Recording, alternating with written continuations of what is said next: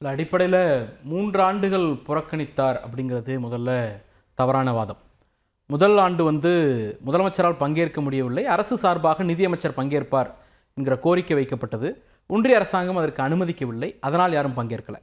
2வது ஆண்டு அரசு முறை பயணமாக முதலமைச்சர் ஜப்பான் சென்றிருந்த காரணத்தினால் பிரதிநிதிகள் பங்கேற்க அனுமதி கோரப்பட்டது, ஆனால் அனுமதிக்கப்படவில்லை. அதனால் அந்த கூட்டத்திலையும் பங்கேற்கலை.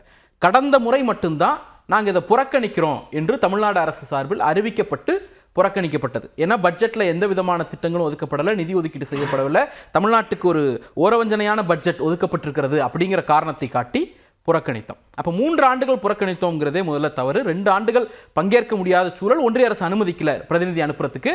போன ஆண்டு தான் புறக்கணித்தோம். 1. 2வது, ஒன்றிய அரசாங்கம் இன்றைக்கு பாஜக மோடி அரசு வந்த பிறகு தமிழ்நாட்டுக்கு ஒவ்வொரு விஷயத்துக்குமே நம்ம போராடித்தான் பெற வேண்டியிருக்கிறது, எல்லா உரிமைகளுக்காகவும்.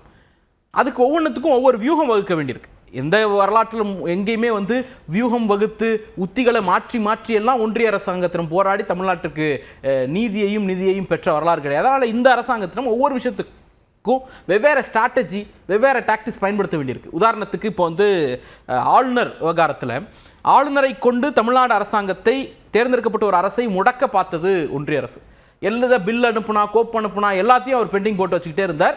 அதற்கு எதிராக சட்டமன்றத்தில் தீர்மானம் நிறைவேற்றணும், நாடாளுமன்றத்தில் ஒரு டைம் ஃப்ரேம் ஃபிக்ஸ் பண்ணுங்க அப்படின்னு எங்களுடைய எம்பி திரு வில்சன் அவர்கள் ஒரு மசோதா கொண்டு வந்தார், கோரிக்கை வைத்தார். இது சட்டமன்றத்தில் பேசப்பட்டது, நாடாளுமன்றத்தில் பேசப்பட்டது. இதெல்லாம் செட் ஆகாத காரணத்தில் கடைசியில் நீதிமன்றத்தில் போய் நீதியை பெற்றிருக்கிறோம். இது ஒன்று. அதே போல தான் 100 நாள் வேலை திட்டம். முதல்ல அமைச்சர்கள் அளவில் ஒரு கம்யூனிகேஷன் நடந்தது. அதன் பிறகு தமிழ்நாட்டுடைய நிதியமைச்சர் ஒன்றிய நிதியமைச்சரை நேரடியாக சந்தித்தார். அதுக்கும் வேலைக்காகல. அதுக்கு பிறகு நாடாளுமன்றத்தில் கோரிக்கை வைக்கப்பட்டது. அதுவும் முடியாத பட்சத்தில் மக்கள் மன்றத்தில் தமிழ்நாடு முழுக்க போராட்டம் நடத்தி அந்த நிதியை பெற்றோம்.